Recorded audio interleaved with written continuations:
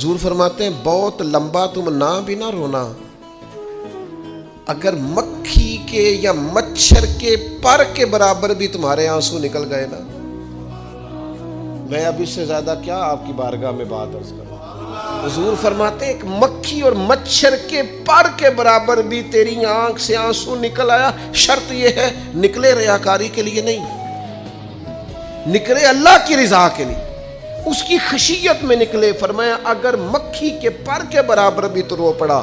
تو اللہ تعالیٰ تیرے لیے دوزخ سے آزادی لکھ دے گا۔ اور نبی پاک صلی اللہ تعالیٰ علیہ وسلم نے بیان فرمایا ہے، حضور فرماتے جو اللہ کے خوف سے رو پڑے نا، جس طرح بھینس بکری گائے کے تھنوں سے نکلا ہوا دودھ دوبارہ تھنوں میں نہیں نہ جاتا، اسی طرح جو رب کی یاد میں رو پڑے وہ دوزخ میں نہیں جاتا۔ یہ مثال دیکھیں کیسی دی حضور نے سمجھانے کی۔ اگر کبھی رونا آئے اس کے لیے تنہائی کا انتخاب کریں، مجمع میں نہیں۔ ایک بندے کو حضرت عمر نے مجمع میں روتا دیکھا تو فرمایا یہ کام تو اکیلے میں کرتا، تیرے لیے برکت والا ہو، تیرے آنسو نکلے، تیرے رخساروں پہ بہیں۔ اور شیر خدا تو شیر ہے نا، حضرت مولا علی شیر خدا فرماتے ہیں اگر تیری آنکھوں سے کبھی آنسو نکلے نا اللہ کی یاد میں، حضور کی محبت میں، تو فرمایا ان آنسوؤں کو پوچھنا نا، ان کو چہرے سے صاف نہ کرنا، یہ تو آنسو اس قابل ہیں کہ تیرے رخساروں پہ رہیں، یہ تو روشنی ہے تیرے چہرے کی، ان کو پوچھنا نا۔ حضرت علی رضی اللہ تعالیٰ عنہ نصیحت کرتے ہیں انہیں رہنے دے، یہ آنسو بڑا قیمتی ہے، یہ نکلا تیری آنکھ سے ہے پر کسی کا ہو کے نکلا،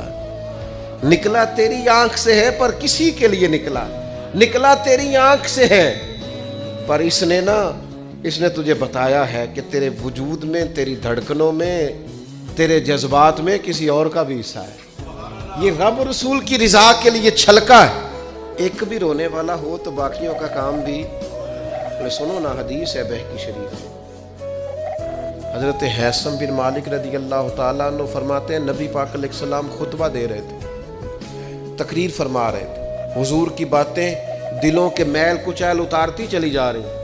فرماتے ایک شخص نبی پاک علیہ السلام کے سامنے بیٹھ کر حضور کی گفتگو سن رہے تھے، وہ رو پڑے، ساری گفتگو چھوڑ کے نبی پاک صلی اللہ تعالیٰ علیہ وسلم کی توجہ اس شخص کی طرف ہو گئی۔ ہوا کیا ہے؟ وہ تقریر سنتے، بات سنتے بس رو پڑے۔ تو نبی پاک علیہ السلام فرمانے لگے آج اگر وہ سارے مومن بھی یہاں موجود ہوتے